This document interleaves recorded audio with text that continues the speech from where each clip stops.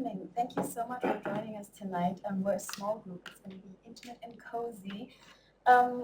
This is the second lecture in the Asymmetry Distinguished Lecture Series of this year, 2025, and then into early winter 2026.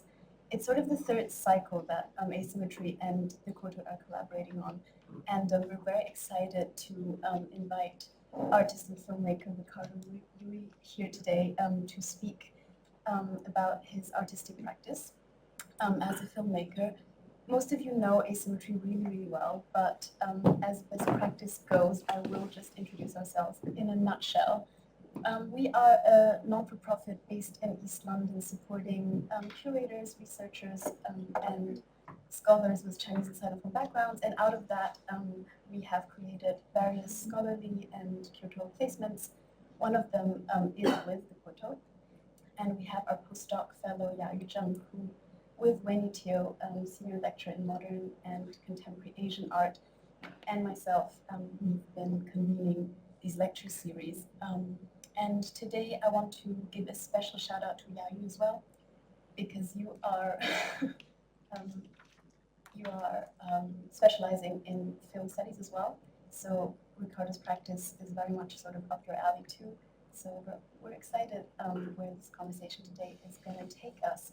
The lecture series this year is titled Psychedelic Reason, based on the late Mark Fisher's sort of idea of expanded realities and thinking about different pathways of being individually as well as collectively in a time where sort of the cultural foundations feel as shaky as ever.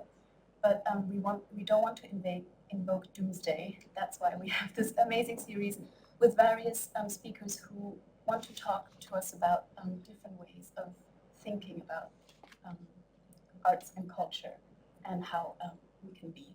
So I very much welcome Ricardo, but I think Wenyi, you're going to give an introduction first. Anyway, thank you everyone for coming, and look forward to hearing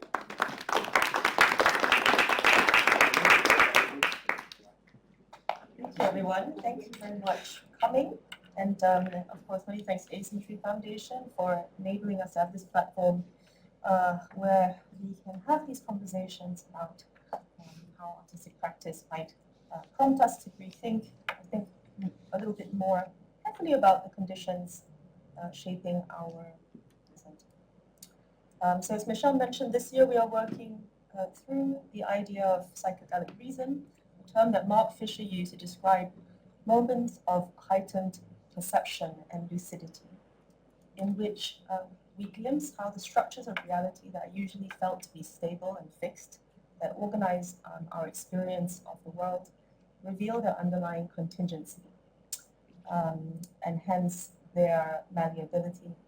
So these are moments that open a space in which collective transformation becomes imaginable. So Fisher sees this as a really emancipatory project. So our first lecture considered this through the digital and algorithmic platforms and infrastructures that mediate so much of contemporary perception. Whereas today we turn to sites where the instability of the real is felt profoundly in other ways, in contexts where modernity remains an uneven and unresolved process, and the legacies of colonialism, strains of development, and pressures of extraction continue to shape everyday life in profound ways, which brings us to our wonderful speaker today, who I'm very happy to introduce. Ricardo Yui is a Peruvian-born visual artist and filmmaker who lives and works in Amsterdam. He received an MA from the ENSPR in France, and his projects have been supported by various institutions around the world. Ricardo's films probe the cultural foundations of modernity and its narratives of progress, following precarious lives on the margins of failed systems. So he will be telling us a little bit today about these films that he's produced, which unfold as these journeys through sites marked by rupture, including Greece in the aftermath of the debt crisis, a Palestinian village left in ruins after the Nakba, and the upheavals of urban development in Lima, native Peru. Ricardo's work has been internationally exhibited and screened in various festivals and institutions, including Festival de Cine de Lima, Beijing International Short Film Festival, Die Grond, and many others. So Ricardo will reflect on the contradictions of modernity through his sharing with us a little bit of his personal journey as an artist, tracing the flux of different effects from the excitement surrounding modernity and modernization to the deep enchantment that has colored some of his more recent works. And also we are very lucky to be able to see a few clips from his films, including his most recent project, which traces the long history, among other things, a long history of Chinese migration to Peru, exploring memory, inheritance, and the quiet work of return. So please join me in welcoming Ricardo. Hello, good evening, everybody, and thank you so much for this kind invitation. I feel very honored to be here tonight and show you a very small excerpt of my work, but it really, this goes not before saying that thank you so much to Asymmetry Foundation, which is a really nice invitation, and the Cultural Institute for this having me tonight. Thank you. The title of this talk is The Power, the Joy, and the Distraction, Journeys to Modernity, in which I wanted to draw a particular image about modernity, not as a subject of one specific discipline, but as a journey of experiences that in a sort of way could be universal to all of us. To be modern is to find ourselves in an environment that promises us adventure, power, joy, growth, transformation of ourselves and the world, and at the same time that threatens to destroy everything we have, everything we know, everything we are. This is from Marshall Berman, from his book, All That Is Solid Melts into the Air, the experience of modernity, which I think is really interesting for me to reflect about this vision on what is modern. This quotation comes from this book, All That Is Solid Melts into the Air, the experience of modernity, from the late author Marshall Berman, which was one of the greatest modernists, not only because he understood the subtle rhythms of modernity, but that is much more interesting because his both fascination and disappointment toward modernity. So, taking his words from here, tonight I would like to propose you a journey into this force that gives us inspiration to develop, to transform, and to destroy entire realities, only to rebuild everything higher and taller and brighter, and all of this at the same time with the fear to see our world, the world that we constructed for us, to be destroyed and erased. I wanted to start this talk introducing the idea of contradiction inherently present on the modern project, and I would like to show you some pictures and excerpts of my work, in which we will go from the excitement about modernization to a feeling of disenchantment towards the modern project. One of my first projects was a reflection on the transformation of the city. My hometown Lima, like some years ago already, in which I documented a wave of modernization. This is a photo series that I call Interrupted Times from a very simple dispositive, which was taking two pictures, one before and one after the construction of the building, right? So this would be like more like a record on that change, but at the same time went from nostalgic preservation of the urban landscape in the moment of a change to the transformation of the natural environment surrounding Lima. So in this first series, I wanted actually to get track, to take this special moment in which the city changes its scale, its form, its shape, and of course, identity also. And later on, this is the next project called Lima Entropy, and then I followed the same process of modernization, and I became very much interested in the remains of the old houses, and I started to document the territory next to the city, which is used as a disposal place, in aim to also enlarge the coastal area. And the construction of this new place will be helped by the remains of the old city. I named this project Lima Entropy, seeing modernity as an irreversible action over the nature, but keeping the excitement on the human venture.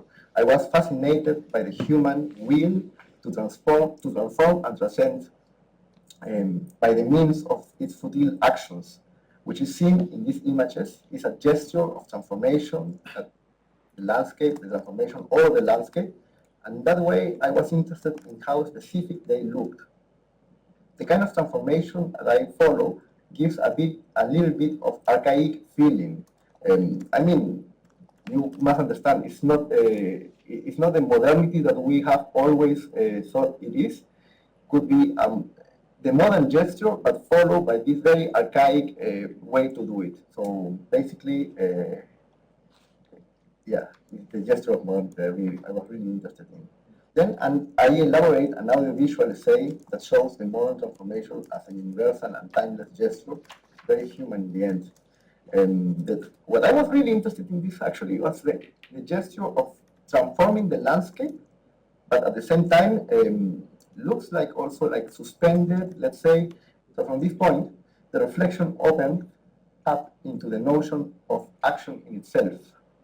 By that time, I was being very thinking around this destruction of the city as a tool of construction, right? So how can be really the same action could be perceived in a different way behind the motivation. So my next project was a film. This is Autopraxy, it's called. Was a reflection on the gesture and how the perception of certain distraction would be different depending on the idea behind. So, for example, I draw two characters, one called Foss, as a developer that dreams about the destruction of the whole city just to rebuild it taller and greater. On the other side, I was Theodore. It was in reference to a well-known Zionist of the 19th century, and for which the destruction was a way to punish and subjugate the whole population, right? So, by the time I was already immersed in this research about Palestinian contemporary history, which in other terms means their struggle to continue and to constitute their nation, and the material of the human disaster that was, the human disaster, the disaster that they followed, and then after the Nakba in 1948 until our days. So with this project came to me the powerful idea that modernity had been constructed another path, a path that no one we normally is not celebrated, right? So we start I started to believe that it's interesting to talk about the narrative constructions. Well, and my work started to pay attention to the way that we are immersed in these failed dreams of modernity from the cultural, economic, intellectual, and capital in our days. So this project was about the destruction of a house in Lima, but I wanted to relate the project more into the action of destroying. So I have these two characters, and then one talking about how beautiful is modernity, how we need to destroy everything to construct something new, and the other one wanted to destroy Palestinians, let's say. And the idea was to, at certain amount, or at certain time of the film, not being, let's say, not being able to realize which one is talking. So distraction would be like having one in a single gesture. But later, I made this film. It was in the same, with the same idea to deconstruct modernity narrative and talk about what is behind these modern dreams, which is actually injustice and etc. Colonialism by this, for example, in this case. This is in Palestine. This is in Palestine, around Jerusalem. So this is a performance with Palestinian citizens tearing up pieces of paper that will be big as them, in reference to the paper of the as the support of the law of God and the love of the man. So is the society, is God, is this all these narratives that also are constructed from this Israeli side that I wanted to project. So the meaning of this action can be defined and completed as you prefer, actually.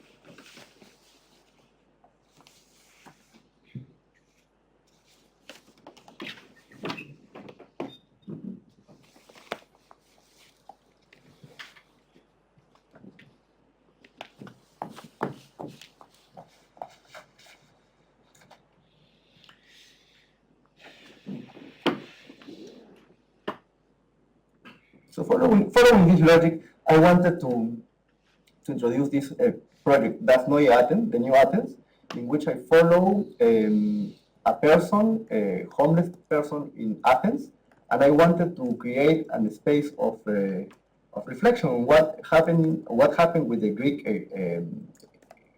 crisis, the so-called Greek crisis, but also to Europe, to the European dream, and how this will be following from that. So this person, Yorgos, he was in his quotidianity, and he found pieces of Europe, let's say, money, so coins, so €1 coins, and then later he would be making like a kind of a shamanic ritual to start again.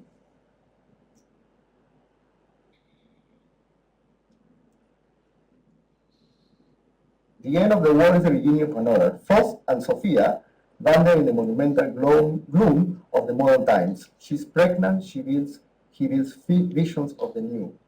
They both find out that the catastrophe is nearby. I made this film for which I was inspired by this thought that it's easier to imagine the end of the world than the end of capitalism by Frederick Jameson and Slavoj Žižek. And I really wanted to create this atmosphere in which the energy of modernity will be translated in a very abstract way, but transported to this kind of place, very sterilized, and with she having this pregnancy in a very late pregnancy, which is turning horrific thing.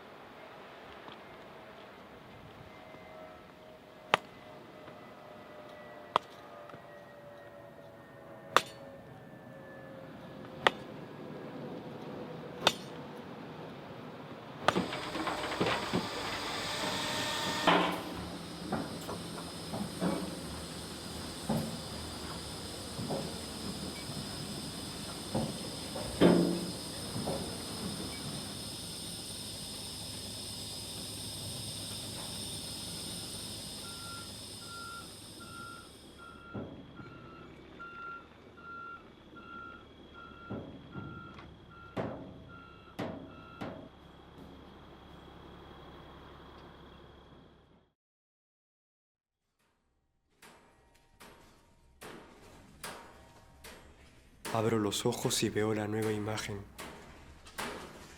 No me confunde. Él me guía. Y yo encuentro mi lugar. Una promesa hecha realidad. Es tierra abandonada. Nadie reclamará. Dividimos la tierra, el agua y empezamos a soñar más alto. Yo te guío. La vigilia nos da poder. Yo te guío y te retiras. Poco a poco.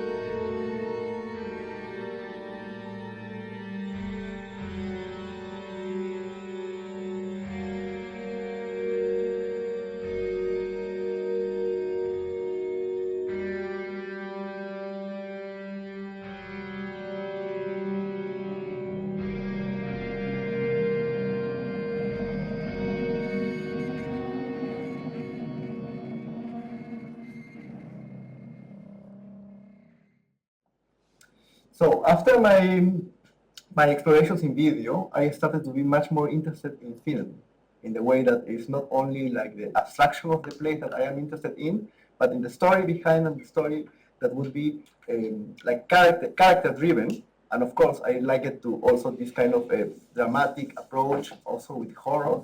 And I started to work already like 6 years ago in my first feature film, which is called Devenir in Spanish, Becoming in English. And I developed now a new body of work, which is also composed by these three films, these feature films. And then they are connected by the previous research on modernity and the way that it's also like transforming subjects. I like this kind of a view into the transformation of the films, and then let's say the process in itself is much more, for me, much more interesting than before or after, right? So in a sort of way, it's relucidative, and then in each film I propose a figure associated of the idea of return. Perhaps the idea that is much more interesting in my work right now is the alternative, let's say, I find it alternative to the end of the modern world or the modern times, this idea of return. And the first one is Devenir, which is also in this, you can probably like notice that I really like this kind of setting up in Lima. So the city is very nice, this idea of city, because the city is constructed in the top of the hills, so the cliff, sorry, and then you have this fantastic sea border, which is partially like base, like a deposit of rubbish, or even, you know, like before in my other films, you had also this, could be also the tracks discharging some remains from the old houses here. And then you have this part of the city, which is kind of rich area. And I like this as a construction of how to define modernity and modern from my side of the world, from Lima, from Peru. So it's kind of this a visual image of what is this normally. So for this movie, I wrote this story of a character, so Rosa, which is a woman, an Iranian woman coming from the countryside, going to the big city, following a dream, following these promises of modernity, of the city, of the house, of the family. And at a certain point, she realizes that it's not possible to achieve this kind of thing, this kind of things in life. So this is her community, and then they live in this kind of wasteland with ruins, with kind of they are plastic recyclers. They are waste pickers, and then during the day they sleep, and in the night they wake up, and then they go in the city, they explore around, and they look for plastic. So the construction of the city that I am very interested in is also like this kind of dystopic, this kind of big city, postmodern, modern, postmodern, the aftermath of modernity.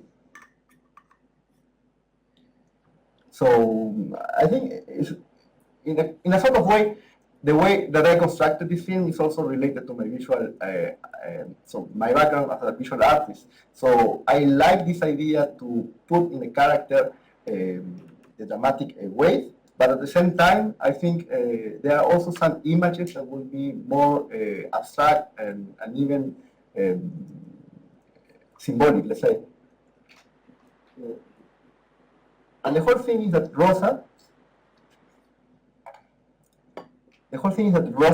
will find this dead body of a fetus in the garbage, and she will hold this thing for a reasonable amount of movie, and then she will keep this as if that will be the remains of her dreams, and in the end she decided to return back home because she understands that the city is already like a dream that was already finished. I made also this. This is not a movie yet, but it's a project of movie, which is called L'Epicentre du Mal, the epicenter of evil. And I was very interested in this idea of how Europe got advantage from Africa more than 100 years ago, of course, first in the Americas and later in Africa, but also thinking about our present and what is the ties between the present and the past. And I imagine this story starting with this woman going out of a kind of colonial monument in central Brussels, and she just comes back after 100 years, and she looks for justice. I mean, the first time I was very interested in this idea was I started to explore this idea already from the so-called refugee crisis in Europe, which is, I think, very wrong term to put it. But of course, I mean, this is not out of the blue. It's coming from already from a history of tradition of from the colonial and imperial European venture at least in the 19th century.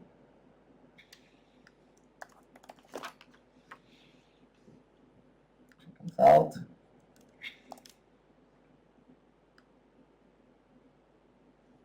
And currently I'm working on a film project which is called Com. It's basically the story of a old man, Chinese, that died in the diaspora in Peru, and he wants to come back to China. He wants to come back because he has a kind of a family issue that he needs to resolve. But it's already like a very center in this character that needs a reason to return. But I like it also, this idea that someone can be not only in the real life, but after his past, coming back to home to solve things. So this character is right now, I made a short film actually, it's very recent, this short film. And the whole idea of the short film is that he comes back to China. But he comes back to China, he returns back home, but everything is different. So he's wandering in this cemetery by night, and he finds a Peruvian shaman, and they have a talk. And both of them, he's talking about the past, he's talking about his family, and the shaman helped him to come back to China. And he's a kid.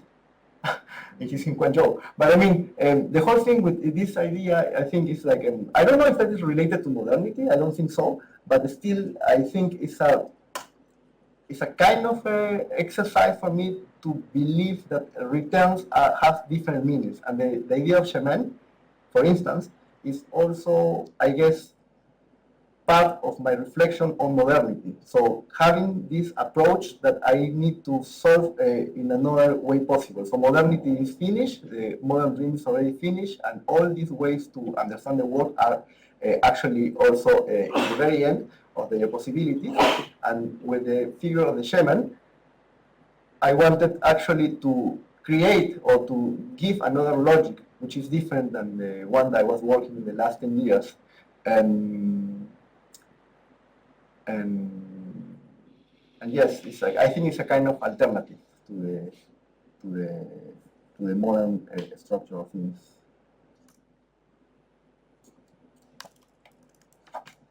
I would like to show you an excerpt of these films. I will be also.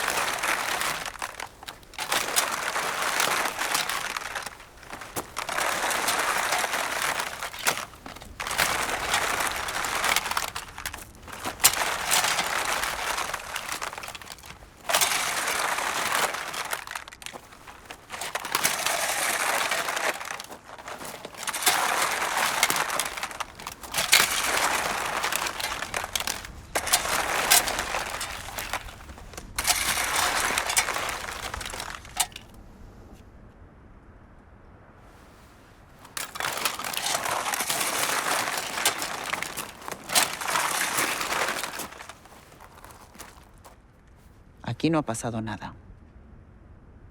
Tú eres y nosotros somos. Espero que hayas hecho lo que tenías que hacer.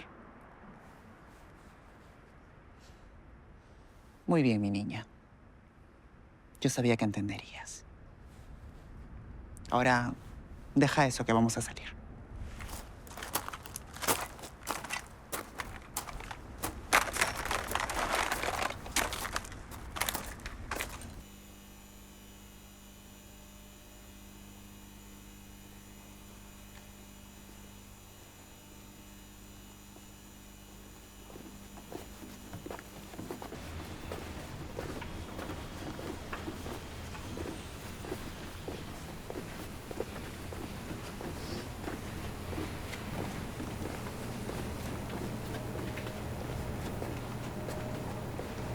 ¿Siempre la sacan de aquí? No, linda. Viene de donde se pueda. Pero hoy viene de aquí.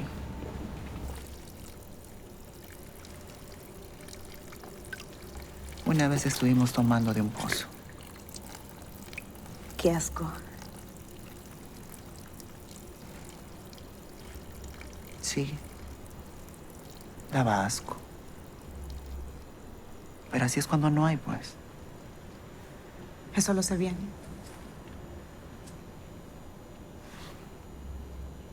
Yo crecí en un lugar verde, lleno de árboles y plantas, lleno de rosas. Creo que por eso me llamo así. Mis padres decían que yo era la rosa más bonita del jardín.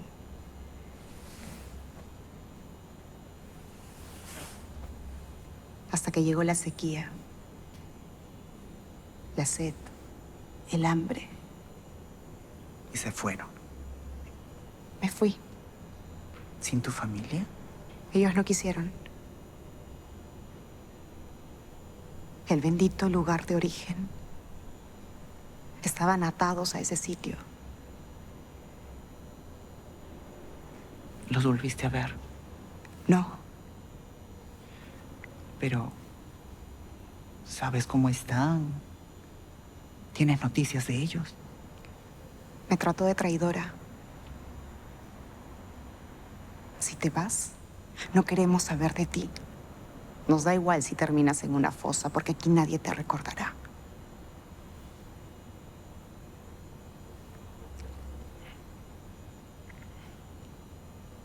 No sientas pena. El tiempo cura esas heridas. El tiempo cura las heridas.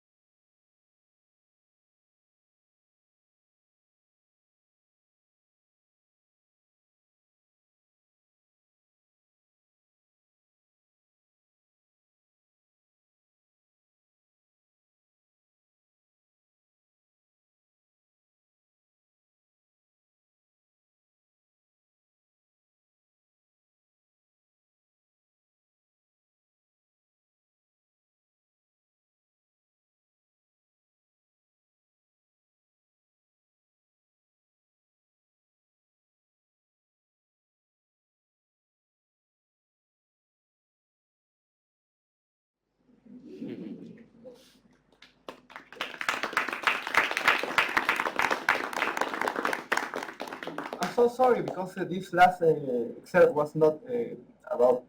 I mean, I didn't put sound. I'm cutting. Basically, I'm cutting right now this thing, and then that was very like a yeah. But yes, this normally is him, and then it's him, and then he ends up in Guangzhou for any reason. So, thank you so much.